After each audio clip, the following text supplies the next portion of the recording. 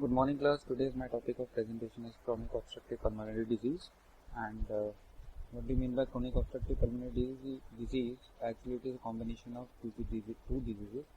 One is chronic bronchitis, and second one is emphysema. So, first of all, what do you mean by chronic obstructive pulmonary disease? Actually, it is a lung disease, and it can be we can say it as a cold. That is COLD, right?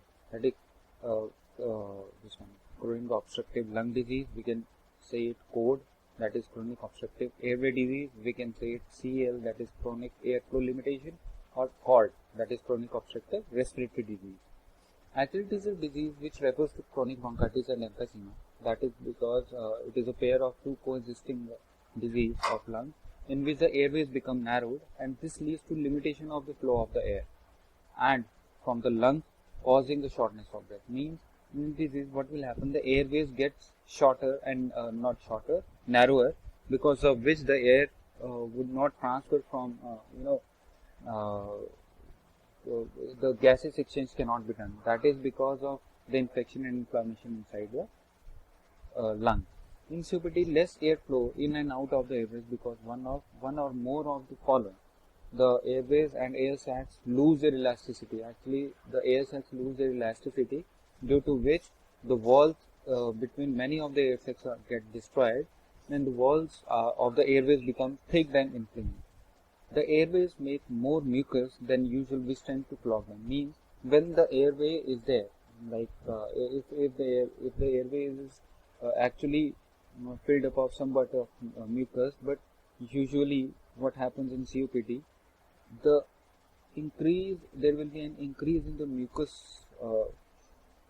There will be an increase in the mucus inside the airways, which tends to clog them, means coagulate them. Alright, so this one is the normal lung in which the trachea, where the windpipe, where is the right lung. Then the bronchioles, the tiny airways, these are the alveoli. And this is the lung with the COPD. Alright, you can see that the size is also smaller. And if we take up a generous part in the microscopic, we'll see that there will be the enlargement or dilated vessels or alveoli sac, due to which there will be gases exchange would not be possible. So what should be the causing? The causing would be smoking is injurious to health. Because of smoking, it leads to COPD. Occupational exposure to the work dust found in the coal mines. Alright, gold mining and any kind of work which is done under the occupational exposures or the chemical factories, or which can lead to the development of the air obstruction. Air pollution is also a certain cause of COPD. Then the sudden airway constriction in response to inhaled irritant. Means if we are inhaling any kind of irritant or any kind of hypersensitivity, hyperresponsive, or any kind of hypersensitivity, then it will lead to COPD or asthma. Then comes what are all the risk factors for COPD? Cigarette smoking, occupational dust and chemicals, environmental tobacco, that is ETS, and indoor and outdoor air pollution. Now, the aging population is also responsible, because as the aging grows, as the this one, like the age of the patient is above 40, so the 40 or 50, the immunity will be less. That's why the patient might be having COPD. Now, what will be the pathophysiology for the patient who is suffering from COPD? Actually, that due to etiological factors, what will happen if any kind of antigen comes to our body or in the lungs, there will be antibodies which is present inside the body, where there will have antigen and antibody reaction, due to which many of the dead debris will come, or inflammation will come, or inflammatory response will be there, due to which there will be response occurs in the airways, that is parenchyma, and in pulmonary vasculature. Narrowing of the airway takes place, because if there is an inflammatory reaction or inflammation or infection, there will be plaque, or not a plaque, but actually the dead debris which will narrow the airway, due to which destruction of the parenchyma, and it will lead to the emphysema. Alright, And what happens, there will be, if emphysema occurs, then there will be a pulmonary vascular change. That is what we call it, a thickening of vessel, collagen deposit, and destruction of the capillary bed, due to which mucus hypersecretion will occur and chronic cough and sputum production will be there. So as you know that what kind of symptom can have these kind of patient can have. So as you know that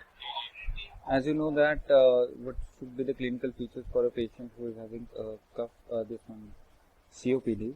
So it will be like chronic cough, sputum production, wheezing sound will be there, chest tightness will be there, dyspnea on excretion will be there, weight loss might be there, respiratory insufficiency will be there, respiratory infections, barrel chest means C type chest, that is because of chronic hyperinflation leads to loss of lung elasticity, or because of coughing C-shaped chest will be there. So in COPD it includes bronchitis and emphysema. So first of all, what do you mean by bronchitis? Bronchitis is actually, that is bronchitis. That is a condition in which the bronchial tube, this one is the normal bronchi and this one is the bronchial tube, it will get inflamed because of the plaque production or mucus production inside the bronchial walls. Alright, then comes means classification. It should be of acute and it will be chronic.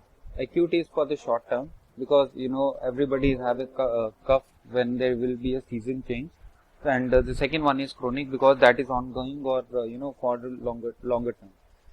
So infection or lung irritants causes acute bronchitis. Like if a patient is having any kind of allergic history, so the patient might have the attack of bronchitis. All right, that is acute one. In chronic bronchitis, it is actually an ongoing process and a very serious condition in which the bronchial tubes are getting inflamed and very much irritated, which cause them a long-term cough. All right, with the mucus. It is also defined as because the presence of the cough which lasts for more than 3 months or at least 3 months. Then it is also called as chronic bronchitis. Now, what will be the pathophysiology? The irritants irritate the airway. Due to etiological factor, all the irritants come inside from the nose, that will irritate the airway, due to which there will be an antigen and antibody reaction, and there will be an excess mucus production, due to which inflammation occurs, and due to the inflammation, there will be the secreting, the mucus secreting glands and the globular cells, which will be increased in the number, and due to which the ciliary function is reduced and more mucus production grows, due to which bronchial walls become thickened and the lumen narrows. You know what is lumen? Lumen means the space in between the capillaries, that is called a lumen, due to which the alveoli adjacent to the bronchus may be have damaged or fibrosed and infection will be there. So what are the signs and symptoms? Again, the sore throat may be there, fatigue may be there, that is tiredness, fever will be there, diarrhea, vomiting, persistent cough, shortness of breath will be there. Now, what will be the chronic symptoms? Chronic symptoms is like coughing, for I told you, for at least 3 months. Then chest discomfort will be there. The coughing may produce large number of mucus. This type of cough often is called a smoker's cough. All right.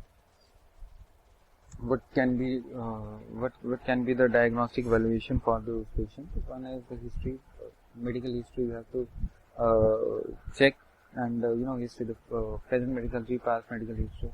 You have to check whether you have any cold or the flu, whether you smoke or spend time around others who smoke, means as a passive smoker.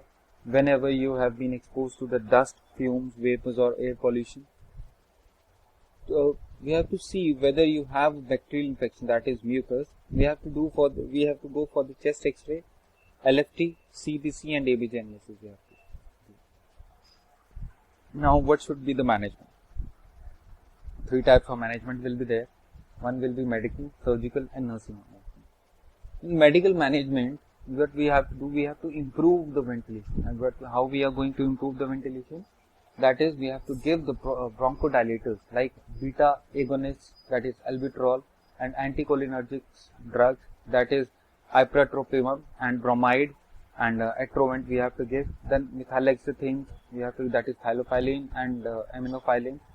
Corticosteroids to reduce the infection and inflammation we have to give, and oxygen administration starting from 2 liters per patient. Means if a patient comes to, I told you before in the lecture as well, that if the patient comes to you and the patient is having difficulty in breathing, what we are going to do? We have to give oxygen starting from 2 liters. Alright, we won't give them starting from 5 or 6. Next, remove the bronchial secretion. Ask the patient to do the exercises. Control the complication. Like don't go with that person who is having COPD or is an active smoker. Improve your general health. Surgically management, bulectomy. It's a very common procedure, and bullae are the inline. Actually, what do you mean by bulectomy? That is removal of bullae. And what do you mean by bullae? It is an enlarged air space that do not contribute to the ventilation but occupy space in the thorax. These areas may be surgically excised. Means that kind of bullae which are present in the lungs and which are not an active participant in the gases exchange, and or they are just having occupying the space in the thorax. So these kind of which are not contributing inside the lungs, that should be removed. That is called bulectomy. Second one is lung volume reduction surgery. Lung volume reduction surgery means a portion of the diseased lung parenchyma. Means the portion which is very diseased or which is very infected, we have to remove that part of lung. That is called lung volume reduction surgery. This allows the function tissue to expand. Alright. Then lung transplantation. Lung transplantation means all the lungs we have to remove, and then we have to transplant the lung. Now what will be the nursing management for that? We have to do the assessment, physical examination, diagnostic evaluation, and diagnostic findings and intervention. So what is the care plan for this? The care plan is impaired gas exchange. I'll tell you 1 minute.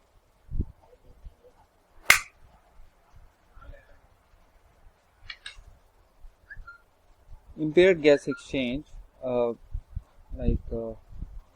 related to decreased ventilation and mucus plug. Infective airway clearance related to excess secretion and infective component. Means if ineffective airway clearance. Ineffective airway clearance related to excessive secretion and ineffective coughing. Anxiety related to acute breathing difficulty and fear of suffocation. Activity intolerance and related to inadequate oxygenation and dyspnea. Imbalanced nutritional status less than body requirement related to reduced appetite, decrease in level and dyspnea. Disturbed sleep. Means these kind of diagnoses you have to study, and treatment option for this COPD, that is from starting from the top priority to the increasing priority. Top priority, like from the starting, what we have to do, self management, education, and smoking cessation should be there. If it is not be controlled, then next comes the bronchodilators, then comes the inhaled corticosteroids, then comes the pulmonary rehabilitation, then comes the oxygen therapy, means oxygen supportive therapy we have to give. If the smokers doesn't stop smoking, then oxygenation is to be given starting from 2 liters, and then surgery is needed. Either the lungs has to be taken out and new have to be replaced, and otherwise the patient may lead to death as well. Then comes the emphysema. The emphysema is defined as enlargement of the air spaces distal to the terminal bronchioles with the destruction of the walls in the alveoli. Means emphysema is actually nothing but there will be the enlarged of the alveoli, the air sacs which are present inside the lungs and the last part of the lungs. It will be increased due to which there will be a destruction of the normal lung lobules in emphysema, which will lead to a reduction of lung function. So in emphysema, what is going to happen? Actually, as the alveoli destroyed in the alveolar surface, the area's contact within the capillary decreases, causing dead space, and there will be no gaseous exchange, which will lead to the hypoxia. And in later stages, carbon dioxide elimination is disturbed and increase in carbon dioxide tension ABG, which will cause the respiratory acidosis. And if there will be respiratory acidosis, there will be a decrease in pulmonary blood flow, which will increase, which will lead to emphysema. Now, what will be the classification? The classification is the one is centrilobular, one is panlobular, right? So, what is centrilobular? Centrilobular is in which the respiratory bronchioles is expanded. The distal acinus or the alveoli are unchanged, occur most commonly in the upper lobe. This one is the upper lobe, alright. And in centrilobular emphysema, this part will get increased, alright. Then comes the panlobular. It, as the name suggests, it will act as an pan, alright. The entire respiratory sinus from respiratory bronchiole to the alveoli is expanded, occurs more commonly in the lower lobules, means in the lower lobules. This one is the lower lobule. Here there will be a pan-like structure, alright, especially basal segments and anterior margin of the lung. Now, what will be the diagnosis? History taking of the patient, PFT we have to do, spirometry we have to do to check the outflow or the obstruction, abigenesis we have to do, CT scan of the lungs we have to do, X-ray, screening of the alpha antitrypsin deficiency. Now the management. Only three types, like medical, surgical and nursing management. In medical management, like in bronchitis, I told you the bronchodilators we have to give, theophylline we have to give, corticosteroids and oxygen administration starting with 2 liters. Remove bronchial secretion, suctioning we have to do, promote exercises, control complications, improve the general health. Same surgical history, that is bulectomy, lung volume reduction surgery and lung transplantation. And what will be the complication? Respiratory insufficiency, respiratory failure, pneumonia, pneumothorax or pulmonary artery hypertension. Self-management of the COPD, what will take the medication regularly, exercise regularly every day for at least 4 to 7 hours. Remember, take your vaccination regularly. Stay away from the infection by maintaining a good hygiene. Quit smoking. Eat a regular balanced diet. Drink plenty of plain fresh, at least 1.5 liters per day. Drink caffeinated drinks, and alcohol is moderation. Get plenty of sleep. Thanks a lot. If you do have any queries, kindly contact me. Thanks and have a nice day.